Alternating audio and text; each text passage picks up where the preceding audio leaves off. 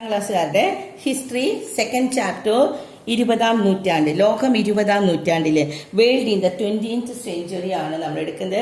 അതിൽ first world വാറിനെ കുറിച്ച് അതിനുണ്ടായ സാഹചര്യങ്ങൾ, ഫസ്റ്റ് വേൾഡ് വാറിൽ എന്തൊക്കെ നാശങ്ങളുണ്ടായി, തോറ്റ രാജ്യക്കാരും ജയിച്ച രാജ്യങ്ങളും രണ്ടു കൂട്ടരും സാറ്റിസ്ഫൈഡ് അല്ലായിരുന്നു അല്ലെ. ജയിച്ച ഇറ്റലിയും വിഷമത്തിലായിരുന്നു, തോറ്റ ജർമ്മനിയും വിഷമത്തിലായിരുന്നു. അങ്ങനെ രണ്ടുപേരുടെയും ഉള്ളിലുള്ള സംഘർഷത്തിലെ ഹിറ്റ്ലറും മുസോളിനിയും രണ്ടുപേര് വരികയാണ്. അവർ രണ്ടുപേരും രാജ്യത്ത് കുറേ പ്രോബ്ലംസ് കൂടുതൽ സൃഷ്ടിക്കുകയാണ്. രാജ്യത്തിനെ അടക്കി ഭരിച്ച് അവരവരുടെ നിയന്ത്രണത്തിലാക്കിയിരുന്നു അല്ലെ. അവരുടെ നിയന്ത്രണത്തിലാക്കി അങ്ങനെ രണ്ടാം ലോക മഹായുദ്ധത്തിന് കാരണമാക്കുകയാണ്. നമ്മളുടെ രണ്ടാം ലോക മഹായുദ്ധത്തിന് ഇനി എന്താണ്, എങ്ങനെയാണ് അവിടെ നമ്മൾ പറഞ്ഞു, മുസോളിനി ഇറ്റലിയിലും ജർമ്മനിയിലെ ഹിറ്റ്ലറും രണ്ടു കൂട്ടരും സാഹചര്യങ്ങളെ വേഴ്സ്റ്റ് അവസ്ഥയിലേക്ക്, ഓരോ യുദ്ധങ്ങളും ഓരോ തർക്കങ്ങളും രാജ്യത്തിലുള്ളവരെയൊക്കെ നശിപ്പിച്ച് കൊന്നടക്കി അവർ അധികാരത്തിൽ വരുന്ന സമയത്തായിരുന്നു. ഒന്നാം ലോക യുദ്ധം അവസാനിച്ച് 20 വർഷത്തിന് ശേഷമാണ്. ആഫ്റ്റർ 20 years ആണ് യുദ്ധം തുടങ്ങുന്നത്. 1939 മുതൽ 1945 വരെ നടന്ന രണ്ടാം ലോക മഹായുദ്ധം. ഒന്നാം ലോക മഹായുദ്ധം നമ്മൾ പറഞ്ഞു 1914 തുടങ്ങി 18 വരെ അല്ലെ. 1920 വർഷത്തിന് ശേഷം 1939 തുടങ്ങി 1945 വരെ രണ്ടാം ലോക മഹായുദ്ധം ഉണ്ടാവുകയാണ്. ഇനി എന്താണ് രണ്ടാം ലോക മഹായുദ്ധം ഉണ്ടാകാനുള്ള കാരണം വെച്ചാൽ, following the peace treaty of Paris. ഏതായിരുന്നു ആ പീസ് ട്രീറ്റി പാരീസിൽ നടന്നത്? 1919 ഞാൻ പറഞ്ഞിരുന്നു പഠിക്കാൻ. 1919 ട്രീറ്റി ഓഫ് വേഴ്സാലീസ് അല്ലെ. ട്രീറ്റി ഓഫ് വേഴ്സാലീസ് നടന്നപ്പോൾ victorious nation shared the colonies, defeated nation neither the Germany nor Italy had any colony or market. ജയിച്ച ഇറ്റലിക്കും തോറ്റ ജർമ്മനിക്കും ഒന്നുമില്ലാത്ത അവസ്ഥയിൽ. ഇറ്റലി ജയിച്ച ബാക്കിയുള്ള രാജ്യങ്ങൾക്കൊക്കെ ബെനിഫിറ്റ് ഉണ്ടെങ്കിലും ഇറ്റലിക്ക് ഒന്നും കിട്ടിയിരുന്നില്ല. ജർമ്മനിയും ഇറ്റലി തുടങ്ങിയ രാജ്യങ്ങൾ കോളനിയോ കമ്പോളങ്ങളോ ഉണ്ടായിരുന്നില്ല. അതിനാൽ തങ്ങളുടെ രാഷ്ട്രീയ സാമ്പത്തിക സ്ഥിതി മെച്ചപ്പെടുത്തുന്നതിന് കോളനികളെ പിടിച്ചെടുക്കാനും രാഷ്ട്രങ്ങളെ ആക്രമിക്കാനും അവരൊരു പദ്ധതി ഇടാൻ തുടങ്ങി. അങ്ങനെ അവർ തമ്മിൽ രണ്ട് സഖ്യം ഉണ്ടാക്കാണ് കേട്ടോ. ജർമ്മനിയും ഇറ്റലിയും ജപ്പാനും അച്ചുതണ്ട് സഖ്യം. ആരൊക്കെയാ മൂന്ന് രാജ്യങ്ങള്? Italy, Germany and Japan. പഠിക്കുക, മൂന്ന് രാജ്യങ്ങള് ഇറ്റലിയും ജർമ്മനിയും ജപ്പാനും കൂടിയിട്ട് ആക്സിസ് ഓഫ് പവേഴ്സ് ഉണ്ടാക്കി. ആക്സിസ് പവേഴ്സ്, അച്ചുതണ്ട് സഖ്യം. അടുത്ത രാജ്യങ്ങൾ ഏതാണ്? ഇതിനെതിരായിട്ട് ഇംഗ്ലണ്ടും ഫ്രാൻസും ചൈനയും കൂടി സഖ്യകക്ഷികളും. Britain, France and China allied powers ഉണ്ടാക്കി. കിട്ടിയോ? അപ്പൊ ആക്സിസ് പവേഴ്സും ആൽലീഡ് പവേഴ്സും അച്ചുതണ്ട് സഖ്യവും സഖ്യകക്ഷികളും, സഖ്യ ശക്തികൾ കേട്ടോ. ആൽലീഡ് പവേഴ്സ്, സഖ്യ ശക്തികൾ. അവരെന്താ ഉണ്ടാക്കിയ? ജർമ്മനിയും ഇറ്റലിയും ജപ്പാനും കൂടിയാണ് ആക്സിസ് ഓഫ് പവേഴ്സ് എങ്കിൽ അവർക്ക് നേരെ എതിരായിട്ട് ബ്രിട്ടനും ഫ്രാൻസും ചൈനയും കൂടി സഖ്യശക്തികൾ ഉണ്ടാക്കി, ആൽലീഡ് പവേഴ്സ് ഉണ്ടാക്കിയത്. കിട്ടിയില്ലേ? ഇനി അടുത്ത പേജിലാണ് നമ്മൾ എന്താണ് അവർ ചെയ്തെന്ന്. അവർ രണ്ട് സഖ്യങ്ങൾ അച്ചുതണ്ട്, അത് നമുക്കൊരു ഇതാക്കിയിട്ട് തരുന്നുണ്ട്. ഇവിടെ ഒരു ചാർട്ട് പോലെ തന്നിട്ടുണ്ട്. ഏതാണ് ആക്സിസ് പവേഴ്സ്, ഏതാണ് ആൽലീഡ് പവേഴ്സ്. നമുക്ക് പറഞ്ഞു കഴിഞ്ഞതാ അല്ലെ. ആക്സിസ് പവേഴ്സ് എന്ന് പറഞ്ഞാൽ ജർമ്മനിയും ഇറ്റലിയും ജപ്പാനുമാണ്. ഇംഗ്ലണ്ടും ഫ്രാൻസും ചൈനയുമാണ് സഖ്യ ആൽലീഡ് പവേഴ്സ്, സഖ്യ ശക്തികൾ എന്ന് പറഞ്ഞു. ഇനി നമുക്ക് ഇവിടെ തുടങ്ങിയാണ് പഠിക്കാനുള്ളത്. ജർമ്മനിയും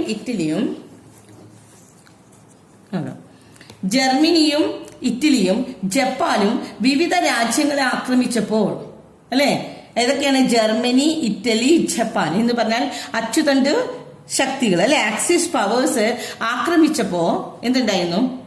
വിവിധ രാജ്യങ്ങളെ ആക്രമിച്ചപ്പോൾ ബ്രിട്ടനും ഫ്രാൻസും തുടങ്ങിയ മുതലാളിത്ത രാജ്യങ്ങൾ ഈ ആക്രമണങ്ങളെ ചെറുത്തില്ല, അവർ മിണ്ടാതൊന്നു ഇതിൽ പെട്ടിട്ടില്ല അല്ലെ. ബ്രിട്ടനും ഫ്രാൻസും എന്താണ്, ഒന്നും മിണ്ടാതെ നിൽക്കുകയാണ്. അവരിതിലൊന്നും ഇടപെടുന്നില്ല, അവരെ ആക്രമിച്ചോട്ടെ എന്ന് വിചാരിച്ചു. തുടർന്ന് മുതലാളിത്ത രാജ്യങ്ങൾ ഈ ആക്രമണങ്ങളെ ചെറുത്തില്ല. മാത്രമല്ല സോഷ്യലിസ്റ്റ് രാഷ്ട്രമായ സോവിയറ്റ് യൂണിയനെയാണ് അവർ മുഖ്യ. അവർക്ക് ഇവരൊന്നും ശത്രുക്കളല്ല.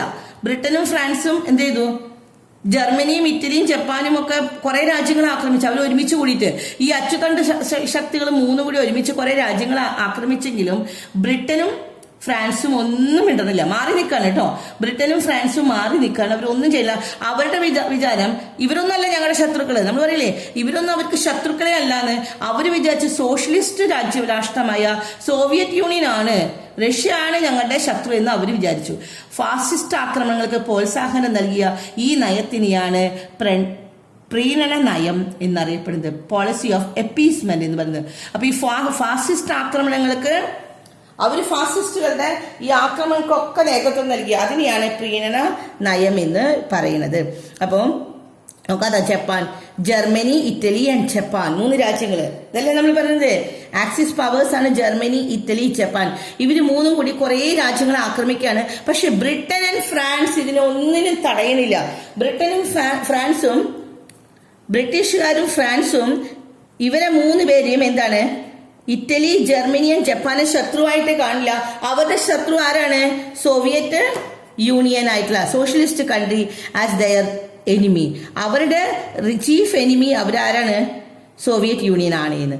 The policy which encouraged fascist attack is known as, ഈ ഫാസിസ്റ്റ് അറ്റാക്കിനെയൊക്കെ പ്രോത്സാഹിപ്പിച്ച ഈ നയത്തിനെയാണ് പോളിസി ഓഫ് എപ്പീസ്മെന്റ് എന്ന് പറയുന്നത്. On the 1st September 1939 Germany attacked Poland. അങ്ങനെ ജർമ്മനി ആക്രമിച്ചു? പോളണ്ടിനെ ആക്രമിച്ചു. This prompted the allied nation and declare the war against Germany. അങ്ങനെയാണ് അവർ ജർമ്മനിയോട് യുദ്ധം വെച്ചത്. And that resulted the outbreak of the second world war. അങ്ങനെ ജർമ്മനി പോളണ്ടിനെ ആക്രമിച്ചപ്പോഴാണ് അവിടെ സെക്കൻഡ് വേൾഡ് വാർ തുടങ്ങാൻ കാരണമെന്ന്. കിട്ടിയോ?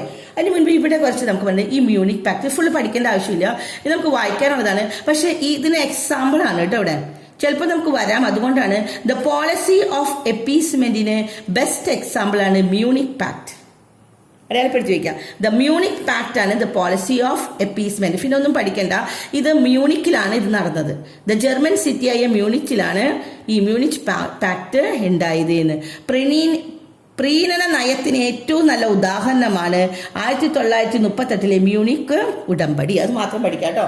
ഇത് ദ പീസ് ഓഫ് എപ്പീസ്മെന്റിന് ഈ പ്രീണന നയം കേട്ടോ, പ്രീണന നയമാണ്. പ്രീണന നയത്തിന് പോളിസി ഓഫ് എപ്പീസ്മെന്റിന് ബെസ്റ്റ് എക്സാമ്പിൾ ആണ് മ്യൂണിക് പാക്ട്, മ്യൂണിക് ഉടമ്പടി. അത് നടന്നത് മ്യൂണിക്കിലാണ്. ഇനി ഈ മ്യൂണിക് വഴി ഈ സമ്മേളനം എവിടെയാണ്? സ്റ്റുഡന്റ് ലാൻഡ് ജർമ്മനിക്ക് നൽകാൻ തീരുമാനിച്ചു. ഇതിൽ എന്ത് തീരുമാനമായി? സ്റ്റുഡന്റ് ലാൻഡ് എന്ന് പറഞ്ഞ പ്രദേശം ആർക്ക് കൊടുക്കാമെന്ന് തീരുമാനിച്ചു. They approved the claim of Germany over the student land without consulting Czechoslovakia. ചെക്കോസ്ലോവാക്യയിലാണ് സ്റ്റുഡന്റ് ലാൻഡ് ഉള്ളത്. ആ ചെക്കോസ്ലോവാക്യയിലുള്ള സ്റ്റുഡന്റ് ലാൻഡ് കൊടുക്കാൻ ചെക്കോസ്ലോവാക്യയോട് ഒരു വാക്ക് പോലും പറയാതെ എന്ത് ചെയ്തു? ജർമ്മനിക്ക് അത് വിട്ടുകൊടുക്കുകയാണ് ചെയ്തത് ഈ മ്യൂണിക് പാക്ടിൽ കൂടെ. കിട്ടിയോ? അപ്പൊ നമുക്ക് അതൊന്നുമല്ല നമുക്ക് പഠിക്കാനുള്ളത്. ഈ പീസ് ഓഫ് എപ്പീസ്മെന്റ് പ്രീണന നയത്തിന് എക്സാമ്പിൾ ആണ് മ്യൂണിക് പാക്ട്. പിന്നെ നോൺ അഗ്രഷൻ പാക്ട് എന്നും പറയുന്നത് കേട്ടോ. ഹിറ്റ്ലർ സോവിയറ്റ് യൂണിയനെ ആക്രമിക്കുന്ന കാര്യം നമ്മളിവിടെ പറഞ്ഞു കഴിഞ്ഞു, നമുക്കത് ഡീറ്റെയിൽഡ് ആയിട്ട് പഠിക്കാനൊന്നുമില്ല. ഇത്രയേ ഉള്ളൂ. 1939 സോവിയറ്റ് യൂണിയനും ജർമ്മനിയും സോവിയറ്റ് യൂണിയനും ജർമ്മനിയും കൂടി ഒരു കരാറിൽ ഒപ്പിടുകയാണ്. സോവിയറ്റ് യൂണിയനെയാണ് ഇവര് ശത്രുക്കളായിട്ട് കണ്ടിരിക്കുന്നത് അല്ലെ. ബ്രിട്ടനും ഫ്രാൻസും ജർമ്മനിനെ ശത്രുവായിട്ട് കണ്ടിരുന്നില്ല. ബ്രിട്ടനും ഫ്രാൻസും സോവിയറ്റ് യൂണിയനെയാണ്. ഈ സോവിയറ്റ് യൂണിയനായിട്ട് ജർമ്മനി പോയിട്ട് അങ്ങോട്ട് സഖ്യത്തിലായി. അപ്പൊ ഒരു യുദ്ധത്തിന് കാരണമായില്ലേ? അതൊരു യുദ്ധത്തിന് കാരണമായി. അങ്ങനെ ഹിറ്റ്ലർ അത് കഴിഞ്ഞിരിക്കുന്ന സമയത്താണ്, അപ്പൊ അവരിങ്ങനെ നല്ല ഇതിൽ പോവായിരുന്നു. ആ സമയത്താണ് ഹിറ്റ്ലർ എന്ത് ചെയ്തു? ഹിറ്റ്ലർ സോവിയറ്റ് യൂണിയന്റെ സഹായത്തോടെയാണ് എല്ലാം ചെയ്തത്.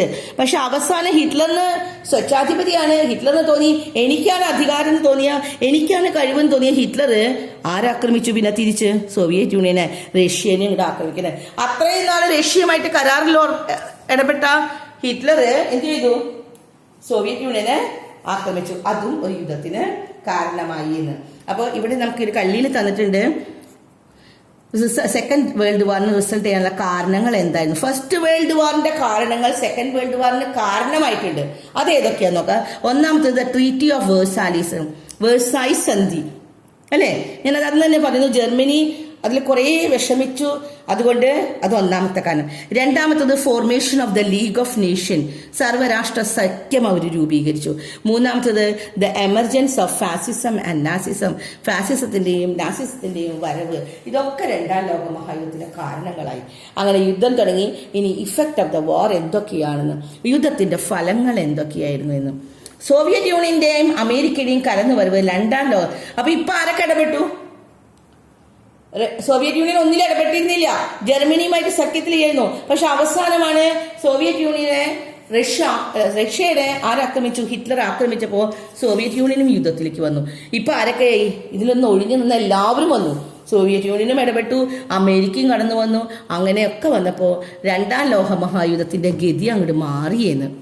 The entry of the Soviet Union and America changed the complexion of the Second World War. Italy and Germany could not withstand with the attack of the surrendered immediately. Mussolini was killed. എന്തൊക്കെ സംഭവിച്ചു നോക്കാം അവിടെ. Second world വാറില് Mussolini ഇറ്റലിയും ജർമ്മനിയും കീഴടങ്ങാണ് ചെയ്തത്. സഖ്യകക്ഷികളുടെ ആക്രമണം താങ്ങാൻ പറ്റാണ്ട് ഇറ്റലിയും ജർമ്മനിയും, അപ്പോ ഹിറ്റ്ലറും മുസോളിനിയും ഒക്കെ പോയല്ലേ കീഴടങ്ങി. എന്താ സംഭവിച്ചു നോക്കാം, മുസോളിനിനെ നാട്ടുകാർ പിടികൂടിയിട്ട് വധിച്ചു. അവിടുത്തെ നാട്ടുകാരെല്ലാവരും കൂടി മുസോളിനെ കൊന്നു. മുസോളിനെ നാട്ടുകാർ പിടികൂടി വധിച്ചു. ഹിറ്റ്ലർ ആണെങ്കിൽ പോയി ആത്മഹത്യയും ചെയ്തു. അപ്പൊ മുസോളിനെ നാട്ടുകാർ കൊന്നു. പിന്നെന്താണ്, Mussolini was killed by the local partisans, നാട്ടുകാര്. ഹിറ്റ്ലർ ആണെങ്കിൽ കമ്മിറ്റഡ് സൂയിസൈഡും ചെയ്തു. ജപ്പാനെ കീഴടക്കാൻ അപ്പോഴും ജപ്പാൻ കീഴടങ്ങിയില്ല. അപ്പോ ഇറ്റലിയും ജർമ്മനിയും കീഴടങ്ങി, രണ്ടുപേരെ ആക്രമിച്ചു കഴിഞ്ഞപ്പോൾ അല്ലെ. ഹിറ്റ്ലറും മുസോളിനിയും മരിച്ചു കഴിഞ്ഞു. അപ്പൊ അവര് കീഴടങ്ങി കഴിഞ്ഞപ്പോഴും ജപ്പാൻ നിൽക്കണമെന്നുണ്ട് അവിടെ അല്ലെ. ജപ്പാൻ എന്ത് ചെയ്തു, ജപ്പാനെ കീഴടക്കാനായിട്ട് സോവിയറ്റ് യൂണിയൻ ട്രാൻസ് സൈബീരിയയിലൂടെ ജപ്പാനിലേക്ക് നീങ്ങി. സോവിയറ്റ് യൂണിയനും അമേരിക്കയും കൂടി വന്നപ്പോഴാണ് എല്ലാം ഗതി മാറിയെന്ന് പറഞ്ഞു. രണ്ടു കൂട്ടരെ തോൽപ്പിച്ചു കഴിഞ്ഞു. ആരൊക്കെയാണ്, ഇറ്റലിയും ജർമ്മനിയും. മുസോളിനിയും പിന്നെന്താണ്, ഹിറ്റ്ലറും രണ്ടുപേരും മരിച്ചു കഴിഞ്ഞു. അപ്പോൾ അവർ രണ്ടുപേരും കീഴടങ്ങി കഴിഞ്ഞപ്പോൾ ഇനി ജപ്പാൻ കീഴടക്കിയിട്ടില്ല. അപ്പൊ ജപ്പാനെ കീഴടക്കാനായിട്ട് സോവിയറ്റ് യൂണിയൻ ഏതിൽ കൂടെ വന്നു, സൈബീരിയയിൽ കൂടെ ജപ്പാനിലേക്ക് നീങ്ങി. എന്നാൽ സോവിയറ്റ് യൂണിയൻ എത്തുന്നതിന് മുൻപ് തന്നെ അമേരിക്ക ജപ്പാനെ കീഴടക്കാൻ വേണ്ടി, സോവിയറ്റ് യൂണിയനും അമേരിക്കയും രണ്ടു കൂട്ടരുണ്ട് കേട്ടോ. സോവിയറ്റ് യൂണിയൻ പതുക്കെ എവിടെ കൂടെ വരികയാണ്, സൈബീരിയയിൽ കൂടെ ജപ്പാനിലേക്ക് വന്ന് ജപ്പാൻ ആക്രമിക്കാൻ വിചാരിച്ചു. പക്ഷെ അതിനു മുമ്പ് അമേരിക്കയിൽ വെച്ചിട്ട് അമേരിക്കക്കാർ എന്ത് ചെയ്തു, ഈ രണ്ട് ഡേറ്റുകൾ പഠിക്കണം കേട്ടോ. 1945 ഓഗസ്റ്റ് 6 ലിറ്റിൽ ബോയ് എന്ന അണുബോംബ് ഹിരോഷിമയില് ഒരു ബോംബ് ഇട്ടു. പിന്നെ ഓഗസ്റ്റ് 6 ഹിരോഷിമയിലെ ലിറ്റിൽ ബോയ് എന്ന അണുബോംബും ഓഗസ്റ്റ് 9 ഫാറ്റ്മാൻ എന്ന അണുബോംബ് നാഗസാക്കിയിലും വർഷിച്ചു. അതോടെ ജപ്പാനും കീഴടങ്ങി. അപ്പോ നമ്മൾ പറഞ്ഞിവിടെ എന്താണ്, സോവിയറ്റ് ആർമി എങ്ങോട്ട് പോകുകയാണ്, ട്രാൻസ്ഫർ ദ സൈബീരിയയിൽ കൂടെ ജപ്പാനിൽ പോയി ജപ്പാനിനെ ആക്രമിക്കാമെന്ന് വിചാരിക്കുന്നതിന് മുൻപ് തന്നെ, but before it could reach Japan, Soviet യൂണിയൻകാരെ എത്തുന്നതിന് മുൻപ് തന്നെ അമേരിക്ക എന്ത് ചെയ്തു, 2 ബോംബ് അങ്ങോട്ട് ഇട്ടു. എന്നൊക്കെയാണ്, ഓഗസ്റ്റ് 6 1945 ഓഗസ്റ്റ് 6 ഹിരോഷിമയിലെ ലിറ്റിൽ ബോയ് എന്ന ബോംബ്, പേര് പഠിക്കട്ടോ. അതുപോലെ തന്നെ ഓഗസ്റ്റ് 9 ഫാറ്റ്മാൻ എന്ന് നാഗസാക്കിയിലും ബോംബ് വർഷിക്കുകയാണ് ചെയ്തത്. അതോടെ ജപ്പാനിക്ക്, അപ്പോൾ ഇവിടെ ഇറ്റലി, ജർമ്മനി, ജപ്പാൻ 3 കീഴടങ്ങി കഴിഞ്ഞു. അങ്ങനെ രണ്ടാം ലോക മഹായുദ്ധത്തില് ജപ്പാനിൽ അമേരിക്ക ബോംബ് വർഷിച്ചതുമായി ബന്ധപ്പെട്ട ചിത്രങ്ങളാണ് ഇവിടെ കൊടുത്തിട്ടുണ്ട്. അതൊന്നും പഠിക്കേണ്ട, പക്ഷെ ഇത് നമുക്ക് പഠിക്കണം. രണ്ടാം ലോക മഹായുദ്ധത്തിന്റെ ദുർവ്യാപകമായ ഫലങ്ങൾ എന്തൊക്കെയായിരുന്നു, the consequence of the second world വാറിന്. സെക്കൻഡ് വേൾഡ് വാറിൽ ഇപ്പൊ എന്തുണ്ടായി, ഇറ്റലി, ജർമ്മനി, ജപ്പാൻ 3 കൂട്ടരും പരാജയപ്പെട്ടു, കീഴടങ്ങി അല്ലെ. ജപ്പാനും ഇറ്റലിയും ജർമ്മനിയും ജപ്പാൻ പിടിച്ചു നിന്നു, പക്ഷെ അവസാനം 2 ബോംബും കൂടി ഇട്ടപ്പോൾ ജപ്പാനും കീഴടങ്ങി. ഇനി അതിന്റെ അനന്തര ഫലങ്ങൾ ഇത് ഫുള്ള് പഠിക്കണം. ദശലക്ഷക്കണക്കിന് പേർ കൊല്ലപ്പെട്ടു. 10 millions of people were died. Economic system of European countries was destroyed. European രാജ്യങ്ങളുടെ സാമ്പത്തിക നില ഫുൾ അങ്ങോട്ട് തകർന്നു. പിന്നെ മൂന്നാമത്തത്, European dominance in the world diminish. ഇത്ര നാള് യൂറോപ്യന്മാരായിരുന്നു ആധിപത്യം അല്ലെ, ആ ലോക മേധാവിത്വം യൂറോപ്യൻ രാഷ്ട്രങ്ങൾക്കായിരുന്നു, അതങ്ങ് തകർന്നു പോയി എന്ന്. അടുത്തത്, freedom movement in Asia and Africa intensified. ഏഷ്യയിലും ആഫ്രിക്കയിലും ഫ്രീഡം മൂവ്മെന്റ്, സ്വാതന്ത്ര്യ സമരങ്ങൾ ഒക്കെ പൊട്ടിപ്പുറപ്പെടാൻ തുടങ്ങി. അമേരിക്കയും സോവിയറ്റ് യൂണിയനും വൻ ശക്തികളായി മാറി. ഇപ്പൊ അമേരിക്കയും സോവിയറ്റ് യൂണിയനിലും എല്ലാവരും തോൽപ്പിച്ചത്. അതുകൊണ്ട് ഈ അമേരിക്കയും സോവിയറ്റ് യൂണിയനും രണ്ടാം ലോകമഹായുദ്ധത്തിന് ശേഷം വൻ ശക്തികളായിട്ട് മാറി. In A bid of preserve and maintain the world piece, United nation organisation form, അവിടെയും ഒരു ട്രീറ്റി ഉണ്ടാക്കിയവർ. അവസാനം ലോക സമാധാനം സംരക്ഷിക്കുന്നതിന് വേണ്ടി ഐക്യരാഷ്ട്ര സംഘടന രൂപീകരിച്ചു. അപ്പൊ രണ്ടാം ലോക മഹായുദ്ധത്തിന് ശേഷമാണ് ഐക്യരാഷ്ട്ര സംഘടന ഉണ്ടായത്. ഇനി നമ്മൾ പറഞ്ഞത് അടുത്ത ടോപ്പിക് സമാധാനം ചിറകിലേറി എന്ന ടോപ്പിക്കാണ്. On the wings of peace. ഇനി യുദ്ധം കഴിഞ്ഞു, യുദ്ധത്തിന് ശേഷം എന്താ ഉണ്ടായെന്ന് നോക്കാം. ഒക്ടോബർ 24 ആണ് നമ്മൾ UN ദിനമായിട്ട് പ്രഖ്യാപിച്ചത്. നമ്മളെപ്പോഴും ആഘോഷിക്കുന്ന ഒരു ദിനമാണ് UN ദിനം എന്ന് പറഞ്ഞാൽ എന്താണ്? October 24 ആണെന്ന്. ഇനി അടുത്തത് നമുക്ക് പഠിക്കാനുള്ളത് ഇവിടെ യുദ്ധത്തിന്റെ ശേഷം October 24 ശേഷം ആഫ്റ്റർ ദ സെക്കൻഡ് വേൾഡ് വാർ എന്തൊക്കെ ഉണ്ടായി നോക്കാം. Efforts were taken to step up the organization for preserving the global peace and this resulted in the establishment of United Nation Organization ഉണ്ടായി. നമ്മൾ പറഞ്ഞു അല്ലേ, നമ്മൾ അതിൽ ലാസ്റ്റ് പറഞ്ഞ യുണൈറ്റഡ് നേഷൻ ഓർഗനൈസേഷൻ. പക്ഷെ അത് എന്നാ ഉണ്ടായി എന്നോട് പറയാണ്, October 1945 the headquarters of UN in New York, United States of America. Some of its objectives are to see the success. ഇതൊന്നും പഠിക്കണ്ട, ഇനി ഇതാണ് പഠിക്കേണ്ടത്. To protect the international treaties and laws to foster the social and economic development in the countries. രണ്ട് കാര്യങ്ങൾ അവിടെ പഠിക്കാനുള്ളത് കേട്ടോ. അപ്പൊ ഇവിടെ നോക്കാം, നമുക്ക് ലോകത്ത് സമാധാനം സ്ഥാപിക്കുന്ന സംഘടനയാണ് ഉണ്ടായത്. ഏതാണ്? ഐക്യരാഷ്ട്ര സംഘടന. അത് എന്നാണ്? 1945 October 14 ഇനി അമേരിക്കയിലെ ന്യൂയോർക്കിലെ ഐക്യരാഷ്ട്ര സംഘടനയുടെ ആസ്ഥാനം കേട്ടോ. എവിടെയാണ് ആസ്ഥാനം? ഐക്യരാഷ്ട്ര സംഘടനയുടെ ആസ്ഥാനം യുണൈറ്റഡ് സ്റ്റേറ്റ് ഓഫ് ഓർഗനൈസേഷൻ വന്ന് അതിന്റെ ഹെഡ് ക്വാർട്ടേഴ്സ് UN അത് പഠിക്കണം കേട്ടോ. ഡേറ്റ് പഠിക്കണം, അതിന്റെ ആസ്ഥാനം, അതിന്റെ സംഘടനയുടെ ആസ്ഥാനം ഹെഡ് ക്വാർട്ടേഴ്സ് UN ഭാവി ഇതാണ് നമ്മൾ നോക്കേണ്ടത്. ഭാവി തലമുറയെ യുദ്ധഭീതിയിൽ നിന്ന് സംരക്ഷിക്കുക, അന്താരാഷ്ട്ര ഉടമ്പടി നിയമങ്ങൾ സംരക്ഷിക്കുക, ലോകരാഷ്ട്രങ്ങളുടെ പുരോഗതി പ്രവർത്തനങ്ങൾ തുടങ്ങിയവയാണ് ഈ ഐക്യരാഷ്ട്ര സംഘസഭയുടെ ലക്ഷ്യം അതായിരുന്നു എന്ന്. അപ്പൊ ഐക്യരാഷ്ട്ര സഭയുടെ ലക്ഷ്യം എന്തായിരുന്നു എന്നാണ് നമ്മൾ പറഞ്ഞത്. എന്തായിരുന്നു ഐക്യരാഷ്ട്ര സഭയുടെ ലക്ഷ്യങ്ങള്? ഇവിടെ പറയുന്നത് എന്താണ്? ഫസ്റ്റ് വൺ എന്താണ്? Generation from the scourge of the war to protect the international treaties. International ട്രീറ്റീസിന് ലോക പുരോഗതിക്കായിട്ട് എല്ലാത്തിനും കൂടി എന്ത് ചെയ്യണം? ഭാവി തലമുറ. ഒന്നാമത്തത് ഭാവി തലമുറയെ യുദ്ധഭീതിയിൽ നിന്ന് സംരക്ഷിക്കണമെന്ന്. Save the generation from the scourge of the war, യുദ്ധത്തിന്റെ പേടിയിൽ നിന്ന് സംരക്ഷിക്കണം. പിന്നത്തത് to promote the international treaties. International treaties എന്താണ്? അന്താരാഷ്ട്ര ഉടമ്പടികളും നിയമങ്ങളും അതൊക്കെ സംരക്ഷിക്കണമെന്ന്. പിന്നത്തെ to protect and the laws and to foster the social economic development in the country, ഏകോപിപ്പിക്കണമെന്ന്, ഫോസ്റ്റർ ചെയ്യണം. ഐക്യരാഷ്ട്ര സഭയുടെ ലക്ഷ്യങ്ങളിൽ ചിലത് ഇതൊക്കെ ആയിരുന്നു എന്ന്. അപ്പൊ നമ്മൾ ഇന്നത്തെ ക്ലാസ്സിൽ പറഞ്ഞത് സെക്കൻഡ് വേൾഡ് വാറിനെ കുറിച്ച്. സെക്കൻഡ് വേൾഡ് വാറിലെ 3 രാജ്യങ്ങൾ നമ്മൾ പറഞ്ഞു, ഇറ്റലി, ജർമ്മനി ആൻഡ് ജപ്പാൻ. അതിൽ ആദ്യം തന്നെ ഇറ്റലിയും ജർമ്മനിയും പരാജയപ്പെട്ടു. കാരണം മുസോളിനിനെ വധിച്ചു, ഹിറ്റ്ലർ ആണെങ്കിൽ ആത്മഹത്യ ചെയ്തു. ഇതൊക്കെ സംഭവിച്ചു കഴിഞ്ഞതാണ് അല്ലെ. അങ്ങനെ അവർ തമ്മില് ഹിറ്റ്ലറും മുസോളിനിയെ ആണെങ്കിൽ നാട്ടുകാർ പിടിച്ചുകൂടി അവനെ കൊല്ലിയാണ്. ഹിറ്റ്ലറിനെ ആണെങ്കിൽ ആത്മഹത്യ ചെയ്തു. അങ്ങനെ അവർ 2 രാജ്യങ്ങളും കീഴടങ്ങി കഴിഞ്ഞപ്പോഴും ജപ്പാൻ കീഴടങ്ങിയില്ല. ജപ്പാനെ കീഴടക്കാൻ 2 പേര് തമ്മിൽ മനസ്സിലായി. ആരാണ്? സോവിയറ്റ് യൂണിയനും അമേരിക്കയും. സോവിയറ്റ് യൂണിയൻ പോയി ആക്രമിക്കാൻ സൈബീരിയയിൽ കൂടെ പോകാമെന്ന് വിചാരിച്ചപ്പോഴേക്കും അമേരിക്ക 2 ബോംബ് ഇട്ടു എന്ന് പറഞ്ഞു. ഏതാ 2 ബോംബുകള്? ഒന്ന് ഹിരോഷിമയിലെ August 9 ഫാറ്റ്മാനും ലിറ്റിൽ ബോയും.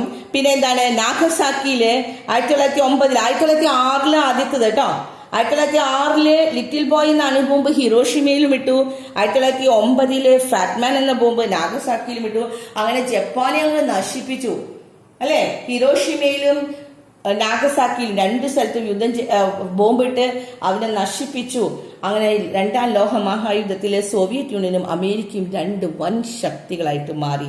അതിന്റെ 2ാം ലോക മഹായുദ്ധത്തിന്റെ ഫലങ്ങൾ നമുക്ക് പഠിക്കാനുണ്ടായിരുന്നു. അത് നമ്മൾ പഠിച്ചു കഴിഞ്ഞു. പിന്നെ നമ്മൾ പറഞ്ഞു അവിടെ ഒരു ട്രീറ്റി ഉണ്ടാക്കി, ഒരു സമാധാന ഇതുണ്ടാക്കി. അതാണ് October 24 നമ്മൾ UN ദിനം എന്ന് പറഞ്ഞ് ആചരിക്കുന്നത്. ഐക്യരാഷ്ട്ര സംഘടന, യുണൈറ്റഡ് നേഷൻ ഓർഗനൈസേഷൻ, ഐക്യരാഷ്ട്ര സംഘടന UN സ്ഥാപിച്ച UN ദിനമായിട്ട് നമ്മൾ അതുകൊണ്ട് October 24 1945 October 24 ഈ ഐക്യരാഷ്ട്ര സംഘടന ഉണ്ടായത്, യുണൈറ്റഡ് നേഷൻ ഓർഗനൈസേഷൻ ഉണ്ടായത്. അപ്പോൾ UN എന്ന് പറഞ്ഞ സംഘടന ഉണ്ടായ ആ ദിവസമാണ് നമ്മൾ October 24 UN ദിനമായിട്ട് ആഘോഷിക്കുന്നത് എന്ന്. ഇനി ഈ ഐക്യരാഷ്ട്ര സഭയുടെ ലക്ഷ്യങ്ങൾ എന്തൊക്കെയാണ് നമ്മൾ അവസാനം പറഞ്ഞത് അല്ലെ. അതിന്റെ ഹെഡ് ക്വാർട്ടേഴ്സ് പറഞ്ഞു. എവിടെയാണ് അതിന്റെ ഹെഡ് ക്വാർട്ടേഴ്സ്? ന്യൂയോർക്കിലാണ്. അമേരിക്കയിലെ ന്യൂയോർക്കാണ് ഐക്യരാഷ്ട്ര സംഘടനയുടെ ആസ്ഥാനം, അതിന്റെ ഹെഡ് ക്വാർട്ടേഴ്സ്. പിന്നെ ഇനി അതിന്റെ ലക്ഷ്യങ്ങൾ എന്തൊക്കെയാണെന്ന് ഈ ലാസ്റ്റ് പാർട്ടിൽ എന്തൊക്കെയാണ്? ഒന്ന്, യുദ്ധഭീതിയിൽ നിന്ന്, സോർജ് ഓഫ് വാറിൽ നിന്ന് രക്ഷപ്പെടുത്തുക. പിന്നെന്താണ്? അന്താരാഷ്ട്ര ഉടമ്പടിയിലെ നിയമങ്ങളൊക്കെ സംരക്ഷിക്കണം. പിന്നെ ലോകരാഷ്ട്രങ്ങളുടെ പുരോഗതി ഏകോപിപ്പിക്കുക. ഇതൊക്കെയായിരുന്നു ഐക്യരാഷ്ട്ര സംഘടനയുടെ ലക്ഷ്യങ്ങൾ. ഇനി ആ ലക്ഷ്യങ്ങൾ കഴിഞ്ഞ ശേഷം രണ്ടാം ലോക മഹായുദ്ധം കഴിഞ്ഞ ശേഷം കോളനികളൊക്കെ സ്വതന്ത്രമാകാണ്. അടുത്ത വീണ്ടും യുദ്ധങ്ങൾ തുടങ്ങണം. ഒന്നാം ലോക മഹായുദ്ധത്തിന് ശേഷം അവിടെ ശാന്തത വന്നു. പക്ഷെ 20 വർഷത്തിന് ശേഷം വീണ്ടും രണ്ടാം ലോക മഹായുദ്ധം കഴിഞ്ഞു. ഇനി രണ്ടാം ലോക മഹായുദ്ധം കഴിഞ്ഞ് വീണ്ടും ശാന്തതയാണ്. അതിനുശേഷമാണ് അവിടെ കോളനികളൊക്കെ സ്വതന്ത്രമായിട്ട് വീണ്ടും അവിടെ ശീത സമരം, കോൾഡ് വാറൊക്കെ വരുന്നുണ്ട്. അത് നമുക്ക് അടുത്ത ക്ലാസ്സിലെടുക്കാം. ഓക്കെ.